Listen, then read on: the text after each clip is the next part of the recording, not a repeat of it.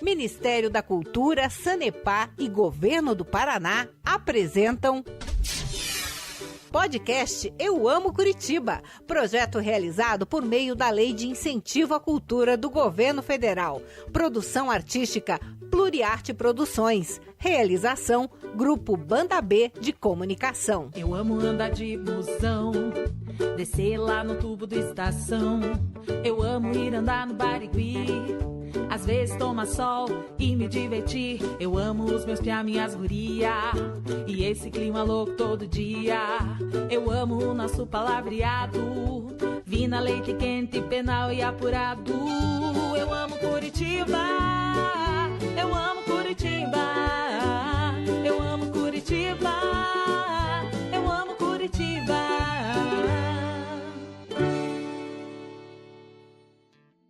Em caso de dor, ponha gelo.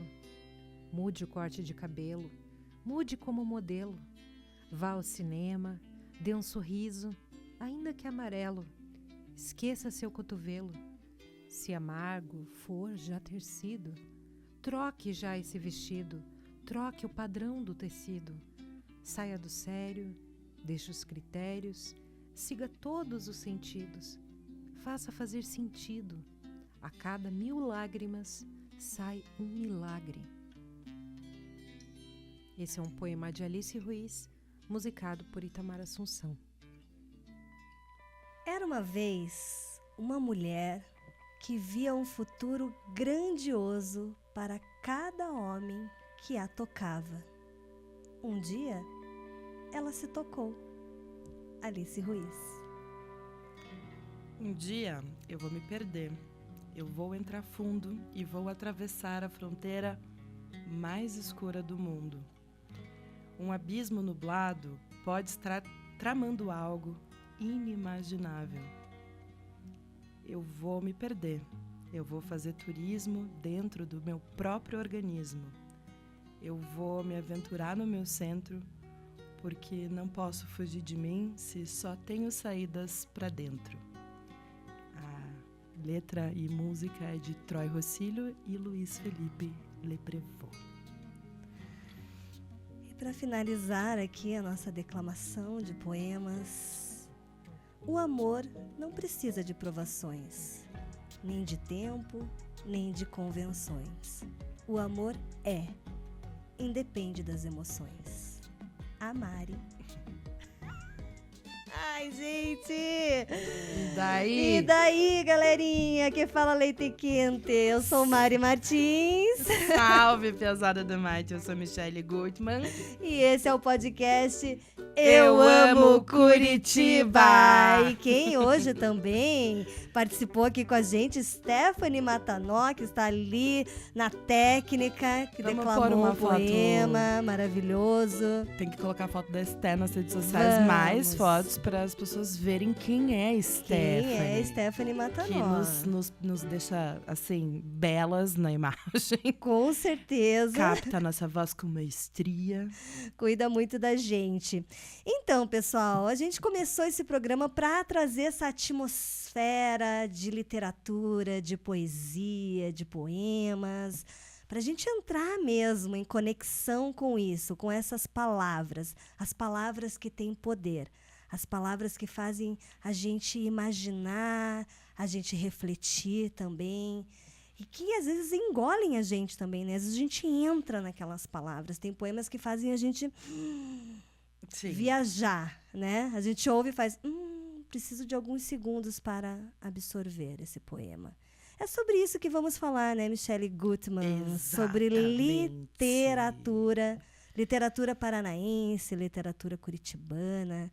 Quem são nossos poetas, nossos escritores? Vamos, inclusive, falar das ações que tem aqui em Curitiba que estimulam a criatividade e a produção literária, que Mari não para. E antes de começarmos definitivamente a falar sobre esse assunto tão belo, que é poesia e literatura, falarmos também do nosso entrevistado, que é uma pessoa incrível, é um poeta, é um artista maravilhoso da nossa cidade, Vamos aqui dar os recadinhos básicos, né, pessoal? Se você que está só ouvindo pela Rádio Banda B, FM 79.3, AM 550, e ainda não nos assistiu no YouTube, por favor, nos procure lá no YouTube. Banda B Oficial é o nosso canal. Tem uma playlist com todos os episódios que você vai não só ouvir, mas assistir também a gente no estúdio, os nossos VTs, as nossas saídas, as nossas entrevistas, os nossos entrevistados, né, Michele? E deixa ali o seu like, seu comentário, se inscreva no canal também. E temos também outras formas de acompanhar o podcast, né, Mi? Temos via os streamings, o seu favorito, o seu tocador favorito. Você vai lá na sua lojinha, escuta, procura nós, que estamos também nesses streamings, e tem o aplicativo da Banda B, né, Mari? Exatamente, é só você baixar lá, procura na sua lojinha do celular, Banda B, baixa para você ouvir. Estamos todo sábado, 1h na Banda B, e depois você consegue ouvir aí todas essas plataformas. Siga a gente no Instagram também, TikTok, Instagram, @EuAmoCuritiba. Nós estamos no portal Banda B, bandab.com.br, com todas as matérias de todos os episódios para você acompanhar também, com mais informações, fotos e tudo de bom. Vamos falar que essa época do ano, né? Já tem um monte de gente entrando de férias, que não é o nosso caso, né? Porque, enfim, nossa primeira temporada vai até abril do ano que vem, né? Exatamente. A produção nunca para, inclusive trabalhamos mais nas férias. A gente está aqui só preparando episódios maravilhosos para vocês, né? Mas dá aquele gostinho assim mais nostálgico, né? De a gente lembrar que a gente já trouxe aqui muitos assuntos e personalidades, né? Pessoas icônicas da nossa cidade. A gente já mostrou muita coisa, maratonamos aí em relação a espaços, a lugares de Curitiba. Enfim, a gente fez uma maratona de gravações. Agora, você que está aí de bobeira, aproveita para maratonar a gente. Exatamente, gente. Já tem bastante episódio aí para você passar um domingo inteiro assistindo a gente ali, né? Exato. E, guria, esse assunto é tão poético que tem tudo a ver com o nosso episódio de hoje, né? A gente já deu aí as deixas todas. E hoje, inclusive, é um episódio especialíssimo, que vamos falar de quem? De Helena Collodi, ela que estaria completando 112 anos, né? E já chego te dizendo, Mari, que embora ela seja uma pessoa que a gente sempre associe com Curitiba, né? Ela não era curitibana, sabia? Ela, de fato, sim, é uma das maiores representantes da nossa literatura paranaense, né, do estado, mas ela nasceu em Cruz Machado, em 1912. Ela é filha de pais ucranianos que se conheceram no Brasil. Ela morou em Santa Catarina na infância, em Três Barras e Rio Negro. Além da palavra escrita, ela estudou piano e pintura, multiartista, pluriartista. Sim. E com 12 anos ela começou a escrever seus primeiros versos e só 4 anos depois publicou o seu primeiro poema na revista Marinha de Paranaguá. Sabe qual foi o primeiro poema de Helena Collodi, Michele? Ai, declama pra mim. Chama A Lágrima. Ó lágrima cristalina, tão salgada e pequenina, quanta dor tu redimes, mesmo feita de amarguras, és tão sublime e tão pura, que só virtudes exprimes. Ai, que bonitinho, adoro ouvir você declamando poemas, Helena Collodi, então. Então, Mi, esse foi o primeiro poema, mas no mesmo ano ela lançou também A Lágrima, né, que ela ingressa daí no Instituto de Educação do Paraná, que à época se chamava Escola Normal de Curitiba. Depois ela volta para Rio Negro, vai para Ponta Grossa e no início da década de 40 começa a dar aula no Instituto de Educação e lança o seu primeiro livro, Paisagem Interior, que completou em 2024, nesse ano, 83 anos dessa obra. Então, de lá para cá, Helena Collodi ganhou o mundo, né? E aí é importante ressaltar, né, a questão da mulher na literatura. Imagina o que essa mulher enfrentou, né, Mi? Pois é, guria. Se até hoje a gente enfrenta esses desafios, né, de se colocar, se posicionar no mercado, imagine para ela na década de 40, né, ela deve ter sentido na pele essas questões que a gente sente aí das barreiras, assim, ainda mais ela que escreveu uns haikais super desconstruídos, né? Então, acho que a sociedade não estava preparada para esse tipo de coisa, e mesmo assim ela foi e ela se posicionou e fixou ali esse nome e nos presenteou, né? Ainda bem que existiu ela aqui abrindo esses caminhos, né? E aí a gente também pode falar de Cecília Meirelles, Carlos Drummond de Andrade e Paulo Leminski, são contemporâneos, né, dela, né? São da mesma época, assim, para a gente poder entender um pouco sobre a cronologia, né, literária. E que eles reconheceram daí também ajudaram, né, no reconhecimento, né, dessa obra, assim, acho que todo esse apoio, né, é muito importante. Com certeza. E daí, não à toa, a gente falando tudo isso sobre Helena Collodi. Em 1985, ela recebeu o diploma de mérito literário da Prefeitura de Curitiba, né, com a contribuição. Em 1988, foi criado o Concurso Nacional de Poesia Helena Collodi também. Enfim, em 1991, Helena Collodi foi eleita para a cadeira número 28 da Academia Paranaense de Letras. Em 2003, recebeu o título de doutora honoris causa pela Universidade Federal do Paraná. E há 20 anos ela nos deixou, infelizmente, mas processos da vida, né? E o maravilhoso da arte é que a obra dela está eternizada, né? E esse é o papel de poder nos presentear com citações, enfim, né? Que são atemporais, né? São atemporais, guria, exatamente. E uma forma de eternizar ainda mais, né, e reverenciar esses artistas é com a arte visual, com a arte urbana, né? Então, a Helena Collodi, recentemente, recebeu um painel lindíssimo ali no Paço da Liberdade, feito pelo artista Fernando Ferlin. E o nome dele, né, ele é mais conhecido, ele tem um codinome, como a gente estava falando, não é codinome, né? Pseudônimo. Um pseudônimo do Fernando, que é o Gardipan.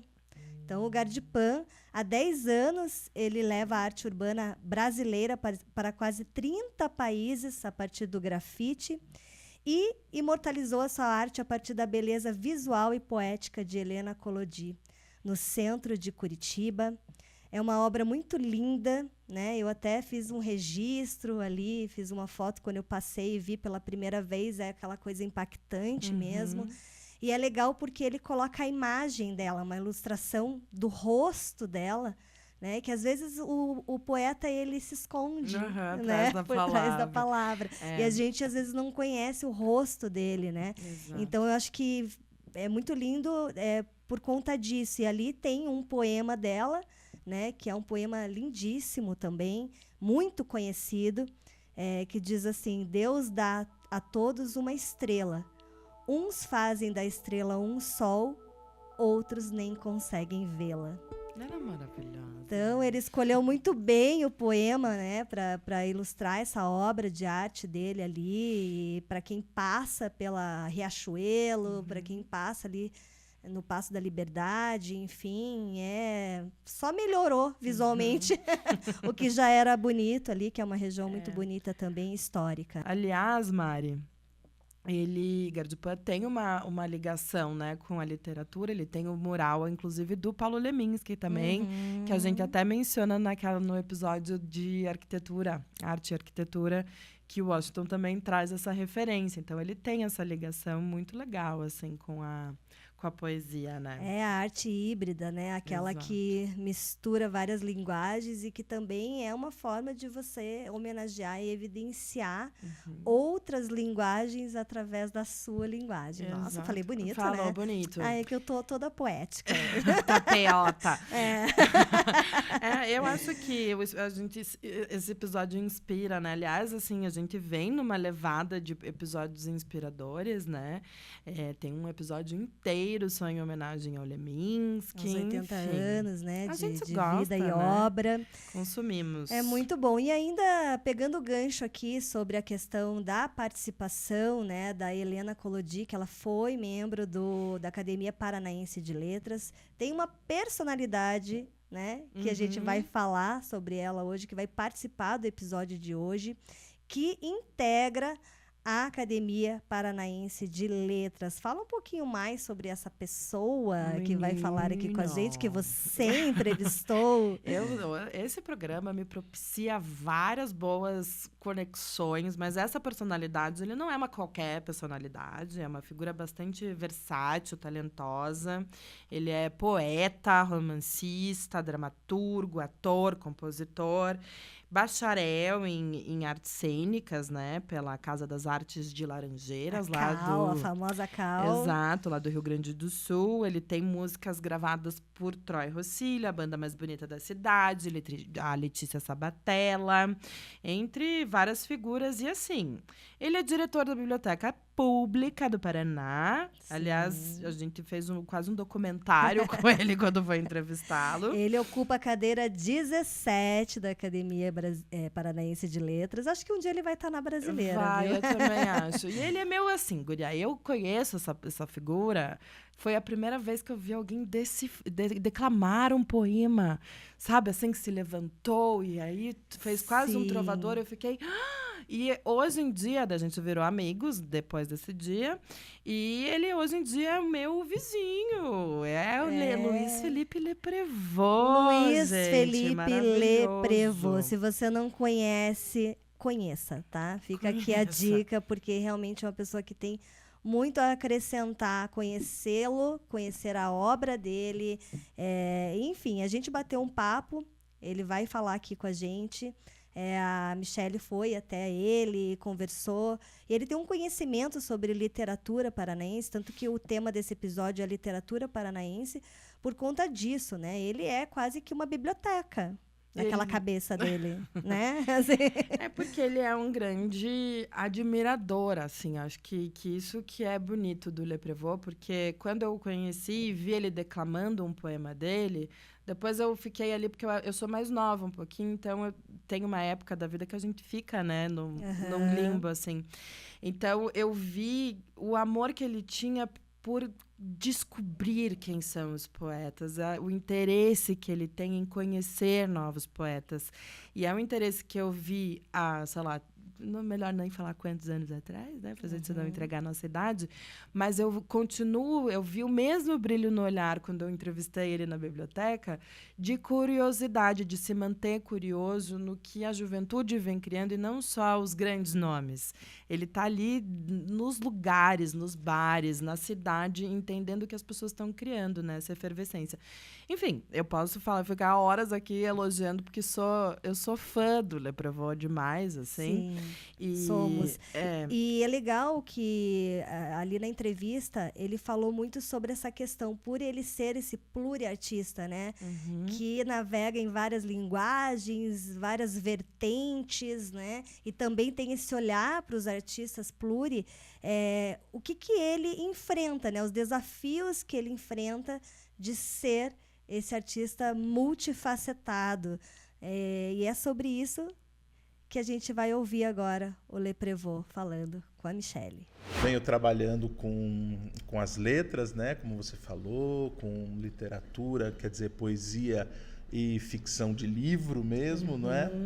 As poesias cantadas, que são as canções, com as parcerias com muitos parceiros de canções que são importantes para mim, e muitas delas ficaram importantes também, acho que para a cidade, e também da poesia falada, porque eu costumava sair por aí declamando, falando os poemas, né, lendo até no meio de shows, incluindo no meio das canções assim alguns poemas.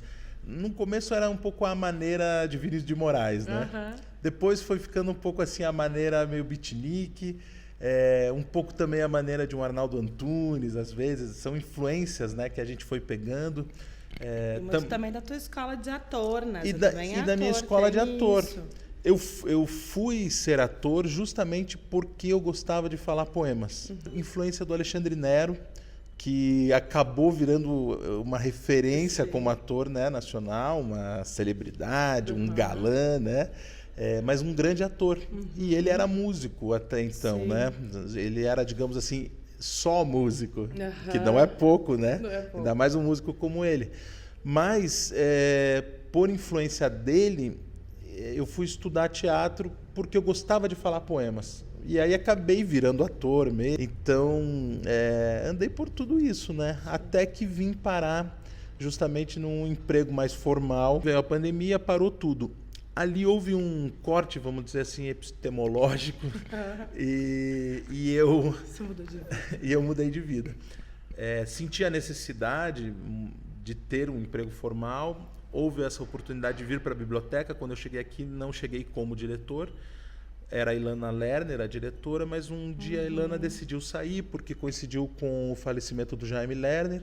E aí a Luciana Casagrande, nossa secretária, na época ela era superintendente, falou, você já está aí, tem tudo a ver com você topa? Eu falei, topo, é um grande desafio. E então estou na direção desde 2021, né, no final ali de 2021. De fato, é um grande desafio, porque para nós, artistas, o trato com o dia a dia administrativo, né, as questões burocráticas, é uma nova linguagem que a gente precisa ir dominando aos poucos, assim. Com certeza. Mas eu tô bem adaptado atualmente. No início do podcast, né, Maria, a gente falou sobre os reconhecimentos e os desafios, né, da Eliana Collodi, que desbravou aí os caminhos pra gente, e o Lepré comentou sobre uma premiação bem interessante aqui do Paraná, que acontece na biblioteca. Então, eu sou apaixonada pela biblioteca justamente por esse lugar, né? Não apenas ser uma biblioteca, e a gente aprendeu muito no tour que a gente fez. Aliás, se você não assistiu, não ouviu o episódio do tour na biblioteca, por favor, ouça, que está incrível. É de ser esse espaço cultural onde a literatura encontra várias vertentes, né, Mi? Exato, Guria. E assim, as literatas, né, a literatura ali, as literatas da biblioteca, elas estão muito bem representadas lá dentro. Aliás, adoro essa palavra, literatas. Né? É bonito. E é sobre isso que o Leprevô vai falar agora. Tem o Prêmio Paraná de Literatura. A gente contratou 20 jurados, que são escritores do Brasil todo, escritores referência, que têm obras conhecidas e tudo mais, para poderem avaliar esses livros, que nós abrimos inscrições, para eleger ali 4 livros em 4 categorias que ganham esse prêmio literário, que é um prêmio que paga R$30 mil. Então, a gente faz a contratação desses jurados. Esses jurados têm toda uma série de documentações que eles precisam mandar. Tudo isso envolve uma complexidade grande. A biblioteca tem atividades nesse sentido, da própria biblioteca, mas também da biblioteca como espaço cultural. Sim. Então, é uma mistura de atividades. Também uma série de proposições que são de voluntariado. Sei lá, o Shibata, que está fazendo aqui conosco o Ler Junto, que é um programa que acontece toda segunda-feira. Eu tenho uma formação boa ligada à literatura, eu quero devolver isso para a sociedade. Então, a gente elaborou o projeto Ler Junto, e toda segunda-feira ele está aqui na biblioteca e apresenta no auditório um conto onde ele discute com as pessoas um projeto que é da biblioteca, mas que é uma parceria com ele, porque ele diz que, puxa, a vida dele melhora podendo fazer isso. Temos aqui uma oficina permanente de poesia que é mais ou menos feita nesses termos, que ela existe aqui há 22 anos. Então, quando eu entrei na direção, eu fui procurado pelas professoras da oficina, que são poetas, são das academias de femininas de letras. Elas estão há 22 anos aqui. E quando eu entrei na biblioteca, quer dizer, toda a mudança, eu falei assim, será que ele não vai mais querer que a gente venha? Não vai mais deixar usar o espaço? pelo contrário. Que use mais. Que use mais. Elas fazem um dia da semana. Eu falei, se quiserem vir 3 dias, pode. Só a gente agendar. Claro. Porque tudo que acontece dentro da biblioteca é para atender a população. Sim. Os usuários da biblioteca, a população em geral. A biblioteca é altamente democrática, inclusiva. Quer dizer, tudo que acontece aqui é um serviço para as pessoas da cidade, do estado, do país, da América Latina e do mundo. Viu só, mulherada? Bora lá, vamos ocupar esse lugar que é todo nosso, né? E o diretor liberou, tá liberado. Vamos lá registrar nossas obras, vamos, né, lançar nossos livros, porque a biblioteca é um lugar gratuito para esse tipo de evento. Você vai, agenda, quero lançar o meu livro no hall da Biblioteca Pública do Paraná. Pode, gente. Tá liberado.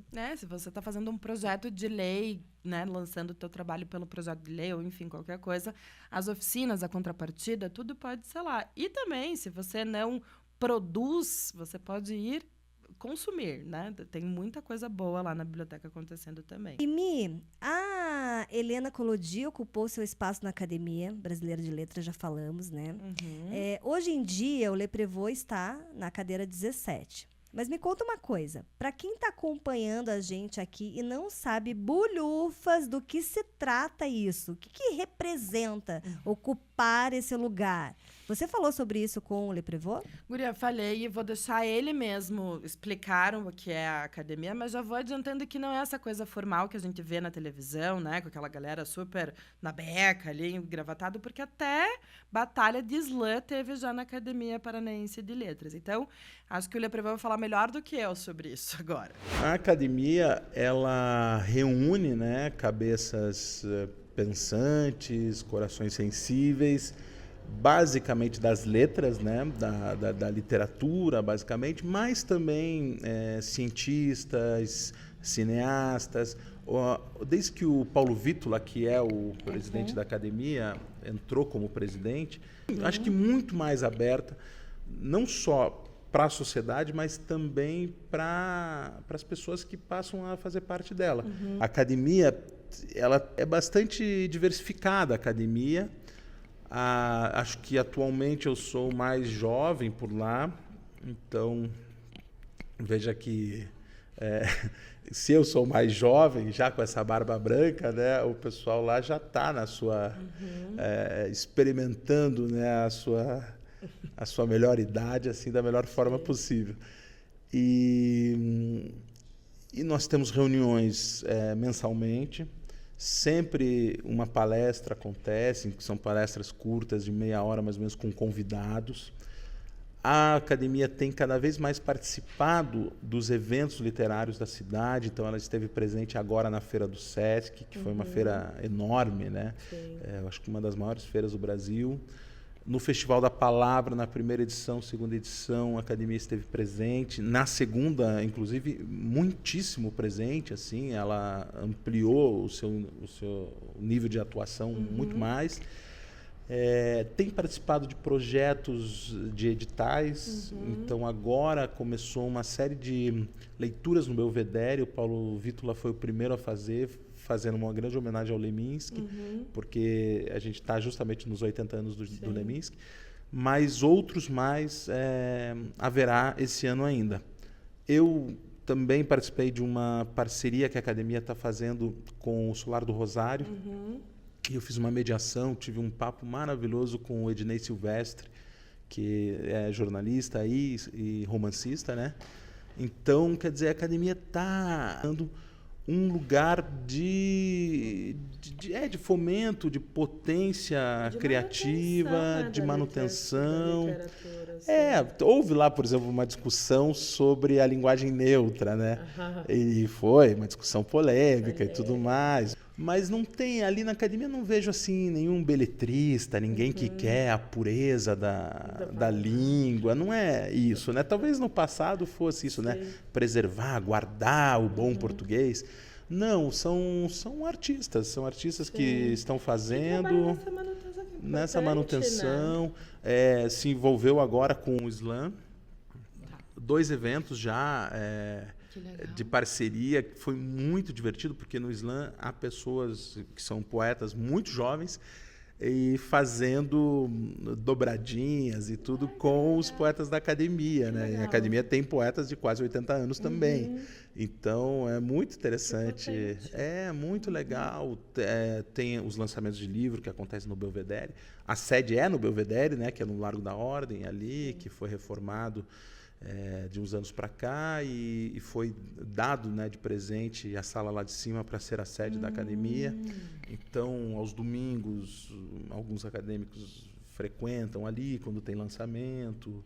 É bacana, assim. Eu acho que essa gestão do Vítula tem sido uma gestão assim que tem transformado realmente a academia numa outra coisa, assim, tá? Tirou a poeira, tirou a caspa e está vivendo, ajudando a viver, sabe?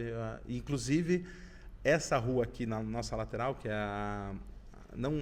deixa eu ver aqui, é justamente essa aqui, né? Que é a Ébano Pereira. Então, lá em cima você tem o Belvedere, no Largo da Ordem. Daí, logo depois já tem o Museu Paranaense. Desce uma quadra, tem a Biblioteca Darcy Ribeiro. Desce uma quadra, tem a Tela Aranha. Do outro lado da rua tem a Secretaria de Cultura. Desce mais uma quadra, tem a Biblioteca Pública do Paraná. E na quadra de baixo, a Rua 15, com o Bondinho da Leitura. De modo que eu já apelidei essa rua aqui como a Rua da Literatura ou a Rua da Leitura, porque é um corredorzão ligado à cultura e especialmente à literatura.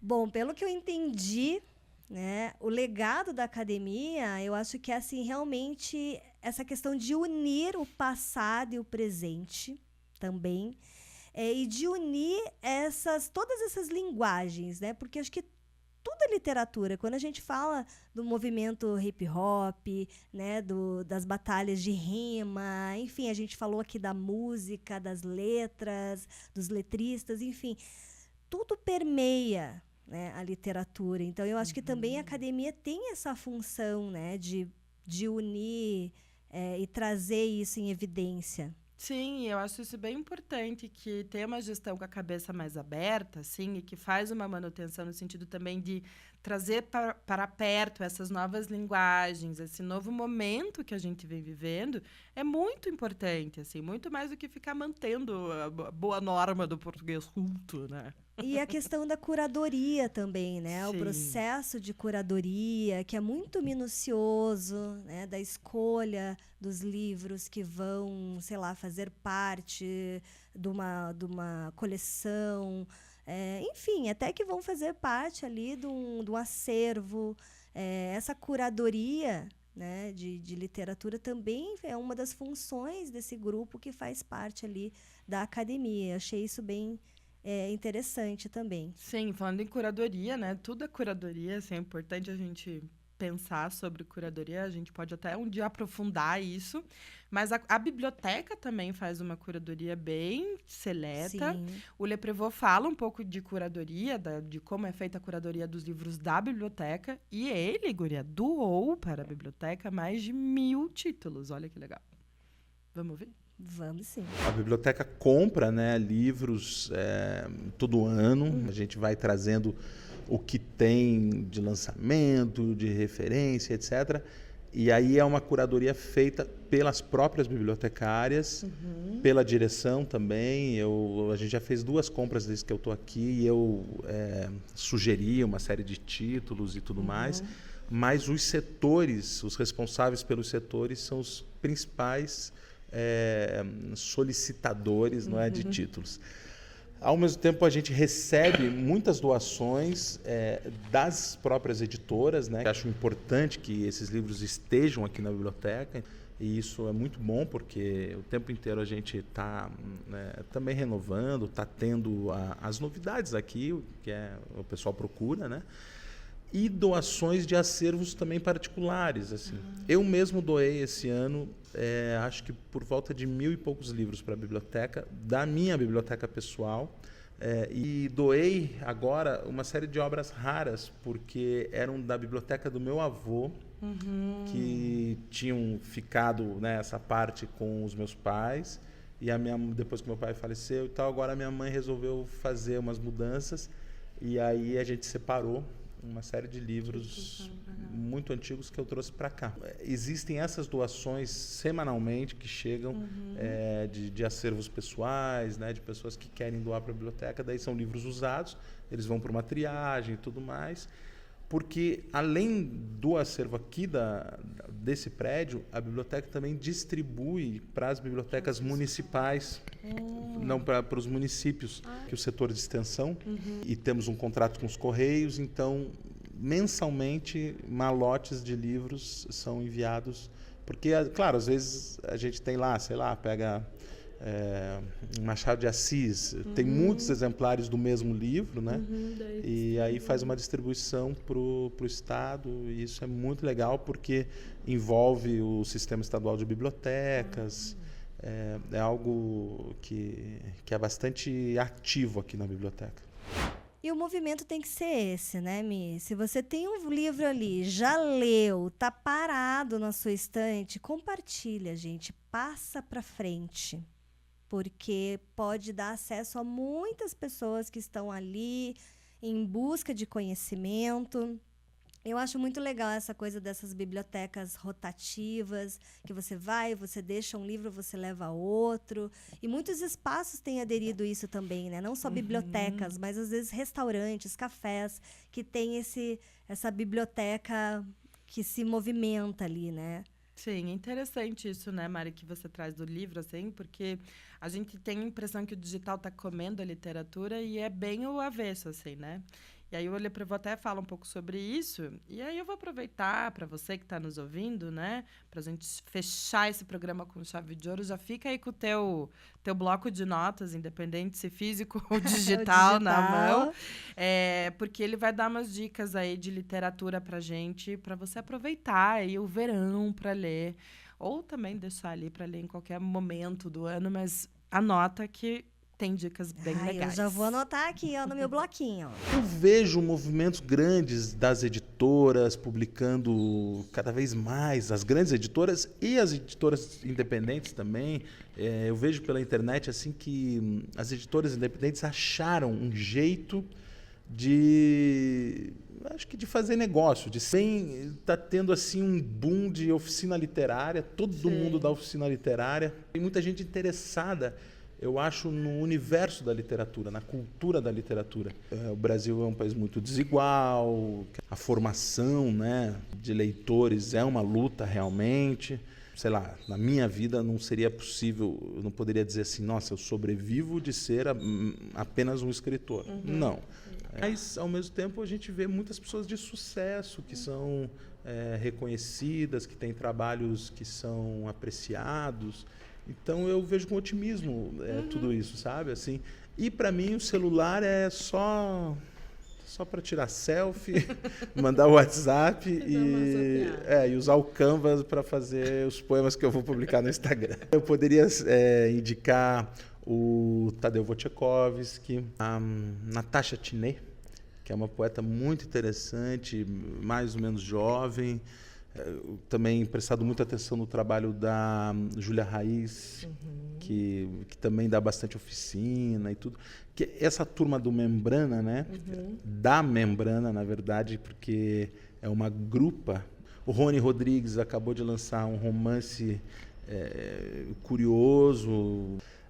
Quem mais? Aqui em Curitiba, o Guilherme Gontijo Flores, né? É uma referência, um cara fantástico, assim. A Estrela lançou um romance agora sobre a família, né? Sobre a ancestralidade dela.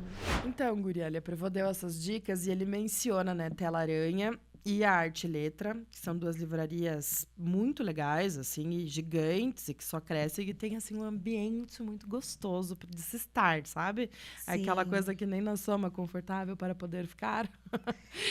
E Curitiba, além desses cafés e espaços que promovem, assim, são convidativos para uma leitura, vou tomar um café e ler, tem vários em Curitiba. Tem ali no Paço, né? No Paço também, mas a gente tem que lembrar que nós temos as casas de leitura leitura, né? Que são espaços públicos com um acervo muito interessante.